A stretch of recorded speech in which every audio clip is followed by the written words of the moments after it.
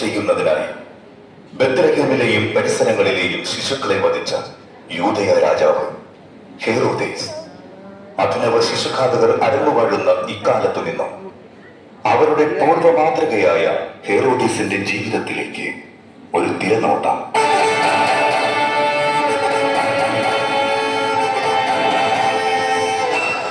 അന്വേഷിക്കാൻ പോയിട്ട് എന്തായി? കണ്ടില്ല രാജൻ, അവർ മറ്റേതോ വഴിക്ക് പോയി. പ്രഭു, അവർ നമ്മെ സമർത്ഥമായി കബളിപ്പിച്ചിരിക്കുന്നു. സൈന്യം രാജ്യം മുഴുവൻ തിരയുകയാണ്. ഹെറോദോസിന് വില പറയാൻ ജനിച്ചവനെ പൊന്നും മീറയും കുന്തിരിക്കവും ചാർത്തി ആരാധിക്കാൻ പോയവരല്ലേ ജ്ഞാനികൾ, കിഴക്കിന്റെ ജ്ഞാനികൾ. ഹെറോദോസിനെ വിഡ്ഢിയാക്കാൻ ശ്രമിക്കുന്നവരൊക്കെ അതിന് വലിയ വില കൊടുക്കേണ്ടി വരും. ഇന്ന് സൂര്യൻ അസ്തമിക്കുന്നതിന് മുൻപ് എല്ലാം തീരണം. 2 വയസ്സിന് താഴെ പ്രായമുള്ള കുഞ്ഞുങ്ങളുടെ രക്തം കൊണ്ട് ഈ മണ്ണ് ചുമക്കണം. പിഞ്ചു തലകൾ ചിന്നിച്ചിതറണം. തലയേറ്റ കിടാങ്ങൾക്കിടയിൽ അവനുണ്ടാകണം. ഹെറോദേസിന്റെ ജീവന് വില പറയാൻ ജനിച്ചവൻ. രാജ്യത്തിന്റെ അതിർത്തികളിൽ നിന്നും തുടങ്ങ. ഒന്നും ബാക്കി വയ്ക്കരുത്. ഇനി എവിടെയെങ്കിലും ഒന്ന് അവശേഷിച്ചാൽ അതിന് നിങ്ങൾ വില കൊടുക്കേണ്ടി വരും. ഹെറോദേസിനെ തോൽപ്പിക്കാൻ ആർക്കുമാവില്ല. ജനിച്ചവനും ജനിക്കാനുള്ളവനും ദൈവത്തിന് പോലും.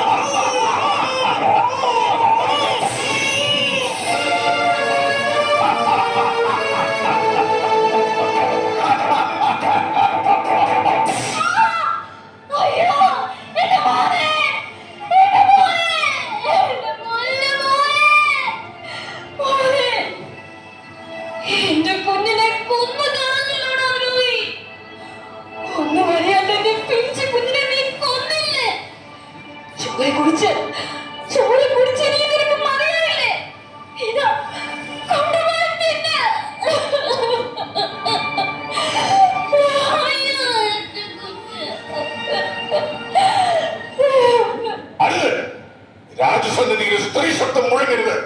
ചോര കുടിക്കുന്ന രാക്ഷസനാണ്. മുളകുടി മാറാത്ത കുഞ്ഞുങ്ങളെ കൊന്നൊടുക്കിയിട്ട് രാജമുടക്കി വാഴാമെന്ന് നീ മോഹിക്കേണ്ട. നശിക്കും. ഗതി കിട്ടാൻ അലയും. കൊണ്ടുപോയി കൊന്നുകളയവളെ.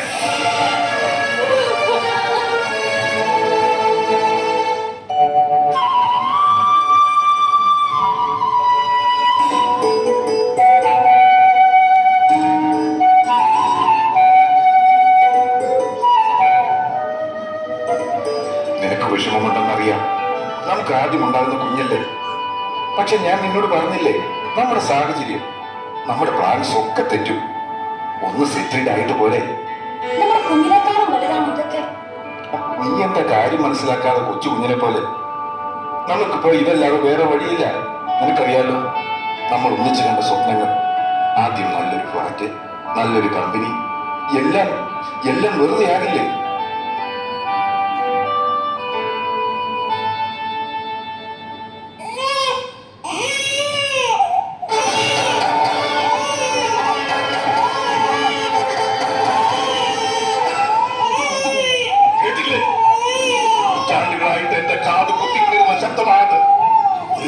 കുഞ്ഞുങ്ങളുടെ ദീനരോധനം. അന്ന് രാജസന്നിധിയിൽ അവർ പറഞ്ഞില്ലേ, ഗതി കിട്ടാതെ അലയുമെന്ന്. ശരിയാ ശരിയാ, ഗതി കിട്ടാതെ അലയുക, ചത്തിട്ടും ചാകാതെ.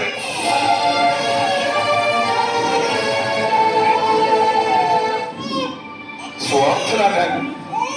എന്റെ കുഞ്ഞിനെ കൊലക്കി കൊടുത്തതാ ഞാൻ. ദൈവം തന്നതോ സ്വീകരിക്കാൻ എനിക്ക് മനസ്സ് വന്നില്ല. ഞാൻ ചോദിച്ചപ്പോ ദൈവം തന്നുമില്ല. എന്റെ ദൈവമേ,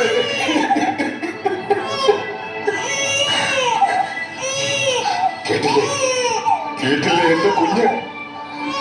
അവൻ കരയുകയാണ്. ഇറക്കാനുള്ള കൊതിയോട് എന്നെ വിളിച്ച് കരയുന്നത് കേട്ടില്ലേ? കേട്ടില്ലേ?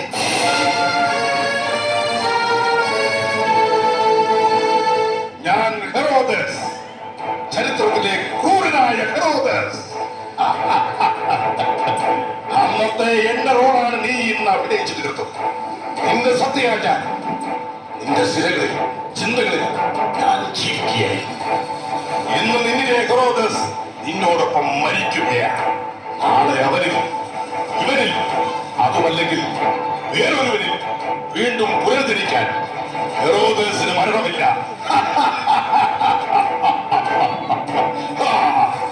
ലോകാവസാനം വരെ ഞാനുണ്ടാകും, മനുഷ്യാസ്തിത്വത്തിൽ ശിശുഘാതകൻ എന്ന ഭാവവുമായി.